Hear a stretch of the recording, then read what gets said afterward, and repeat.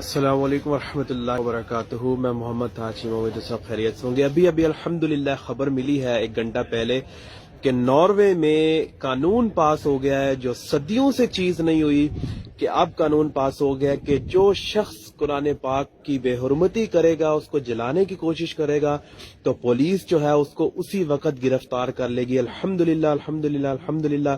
یہ لنک جو ہے میں آپ سے بھی شیئر کر دیتا ہوں، یہ نیوز کا، یہ ناروے کی جو پولیس ہے اور گورنمنٹ ہے، اس نے یہ باقاعدہ آفیشیل اناؤنسمنٹ کر دیا ہے۔ اللہ سبحانہ و تعالیٰ اس مرد مجاہد کو، جس کی وجہ سے یہ چیز آج ہوئی، اس کو سلامت رکھے اور اس کو اپنے مشن میں سرخرور کرے، آمین۔ اور جو ہماری اپنی کاوشیں ہیں، مسلمانوں کی کاوشیں ہیں، اللہ تعالیٰ ان کو بھی جو ہے ان کے کاموں میں آسانیاں پیدا فرمائے۔ یہ جو ہے بہت ہسٹوریکل موومنٹ ہے آپ سب کے لیے، آپ اس کو پڑھ بھی سکتے ہیں، اور مزید جو ہے اس ویڈیو کو شیئر کر دیجئے تاکہ جتنے لوگ جو ہے اس پہ بات کرے تو ان کو بھی اس بات کا علم ہو جائے کہ یہ آج معاملہ الحمدللہ حل ہو گیا۔ جزاک اللہ خیرہ۔